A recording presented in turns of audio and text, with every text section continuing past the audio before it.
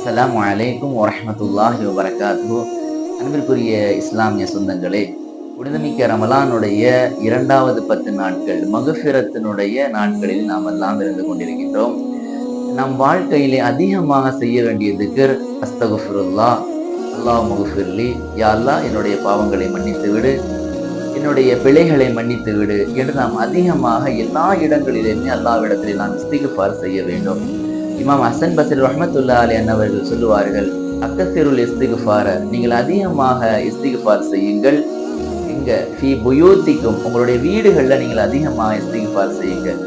நம்ம எல்லாம் நினைச்சிட்டு இருக்கோம் பள்ளிவாசல்ல தான் அதிகமாக இஸ்திக்ஃபார் செய்ய வேண்டும் என்று நாம் நினைத்துக் கொண்டிருக்கிறோம். அங்கு செய்வது ஒரு சிறந்த காரியம்தான். ஆனால் இமாம் ஹசன் பஸ்ரி ரஹ்மத்துல்லாஹி அலைஹி சொல்றாங்க, ஃபீ புயூத்திக்கும், உங்களுடைய வீடுகள்ல நீங்க அதிகமாக செய்யுங்க. ஒஃபி மவாயிலிக்கும், உங்களுடைய உணவு தட்டுகள்ல நீங்க சாப்பிடும் போது அதிகமாக இஸ்திக்ஃபார் செய்யுங்க என்று சொல்றாங்க. ஒஃபி துருக்கிக்கும், உங்களுடைய தெருக்கள்ல நீங்க அதிகமாக இஸ்திக்ஃபார் செய்யுங்க. ஒஃபி அஸ்வாக்கிக்கும், உங்களுடைய வியாபார ஸ்தலங்கள்ல நீங்க அதிகமாக இஸ்திக்ஃபார் செய்யுங்க. ஏன்னா ஃபஇன்னக்கும் லா ததுரூன ஃபி ஐயின் தன்சில் மக்ஃபிரா, மன்னிப்பு எங்க இறங்கும்னு நமக்கு தெரியாது. நம்ம நினைச்சிட்டு இருக்கிறோம் மன்னிப்பு பள்ளிவாசல்ல இருக்கும் அல்லது இங்க இருக்கும். அப்படி அல்ல. அல்லாஹ்வினுடைய அருள் பார்வை ஒரு அடியானின் மீது பட்டுவிட்டது என்று சொன்னால் அப்போ அவனுடைய பாவங்கள் எல்லாம் மன்னிக்கப்பட்டு விடும்.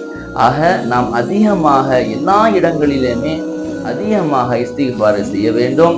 நம்மளுடைய நாவுகள் அதிகமாக இஸ்திக்ஃபார் செய்யக்கூடிய நாவுகளாக அல்லாஹ் நம் அனைவரையும் ஆக்குவானாக. ஆமீன். அஸ்ஸலாமு அலைக்கும் வரஹ்மத்துல்லாஹி வபரகாத்துஹு.